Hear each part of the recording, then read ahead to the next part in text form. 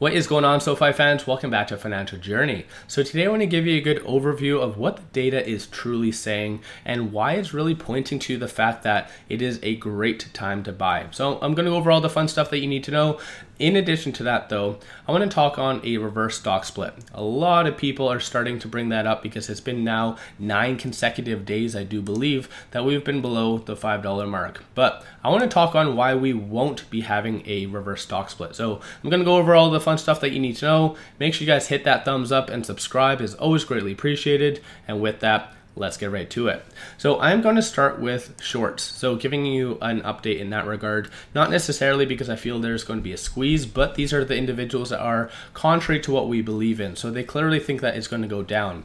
Short score as of right now is 73. Higher the number, the higher the likelihood of a squeeze happening. Utilization is 100%, showing 100% of the available shares to short are currently out.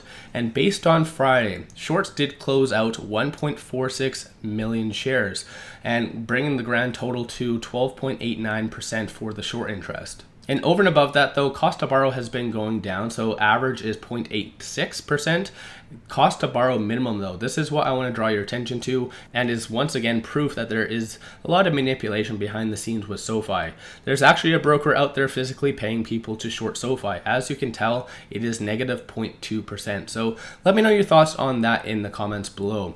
Over and above that, what big money is doing, I'm just going to show you several different things. This is the dark pool. It was very, very active on Friday, and that is a very abnormal situation because it's a Friday. No big institution typically trades, especially more so after hours. So that's definitely a very positive thing, and I've seen a nice transition lately on what big money is doing. So big money has been getting into SoFi through both the secondary market and the dark pool. So these are, like I said, the transactions from the dark pool. These are from the secondary market. I know it doesn't necessarily seem like much, but these are anything over $100,000. And this is an exchange that both you and I trade on, typical retailers. So the fact that there is a 2.34 million and a $1.23 million order, those are very abnormal. You do not typically see those. So let me know your thoughts on that. But like I said, it does mimic exactly what I just mentioned on how big money is getting back into SoFi. So let me know your thoughts on that in the comments below. Options activity is also looking very positive.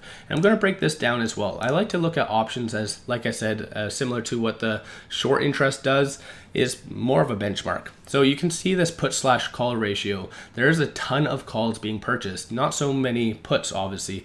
And again, that could be seen as a very positive sign. Clearly a lot of people are very optimistic about the future of SoFi. This is why it's just been going down. A lot of people have been buying a lot of calls. So let me know your thoughts on that in the comments below. Also, speaking on options, options have been officially rolled out, as obviously I'm sure you guys are aware. So potentially that might be a little bit more of a positive thing for SoFi. My only concern right here, and it was posted on Twitter as well, and a lot of people were commenting, it says right here, no commissions or contract fees. So I know options were very highly anticipated. Can you guys let me know in the comments below how they are going to be making money? Because if no commission or contract fees, how is SoFi making any money off of this? So I'm curious on that, unless they're trying to do margin. I'm not really sure. So let me know your thoughts on that in the comments below.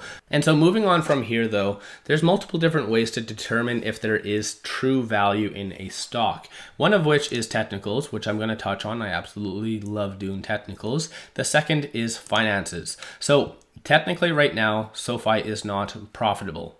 So this is why the earnings is blank right here. I want to draw your attention to the book value. So price over book.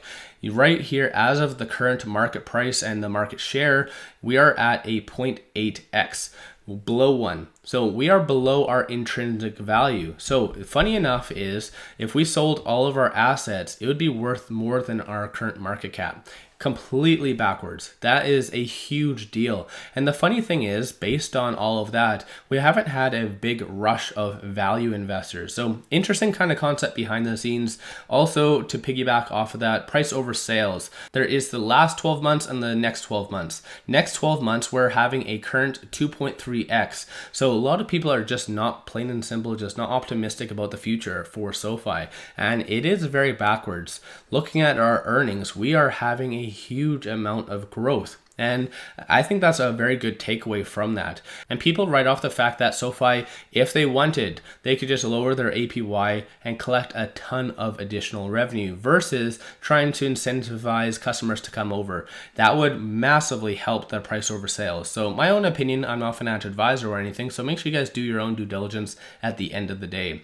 When it comes to it though, on the actual technicals, like I mentioned at the very beginning, there's been around 9 consecutive days that we've been below that $5 mark. And that's the touchy subject, the $5 mark, because hypothetically 10 consecutive days of us being below $5, we would be considered officially a penny stock. Meaning a lot of institutions wouldn't be able to buy SoFi using margin or in some specific accounts. So this is where obviously SoFi came into the picture and they thought, well, let's do a reverse stock split to maintain all of our institutional buyers out there. So when it comes to it though, they need to give shareholders 10 days notice saying that they're going to be doing a reverse stock split.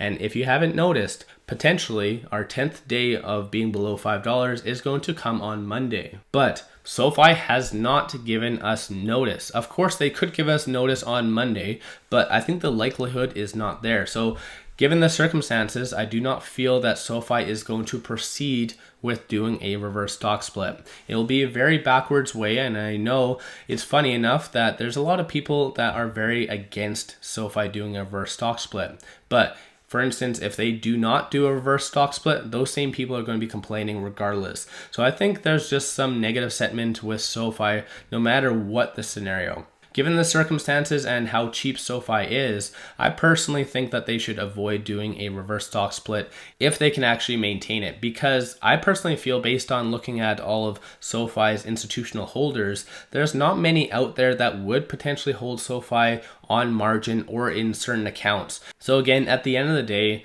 I don't think that it's going to make that big of a difference, that there's going to be this massive sell-off that does happen. So again, that's just my own interpretation. It could be completely wrong, but let me know your thoughts on that in the comments below. If you haven't already, hit that thumbs up and subscribe. Always greatly appreciated. If you do like my channel, want to support the growth, take a look at my memberships. Link in the description below, or just hit the join button at the bottom of the screen.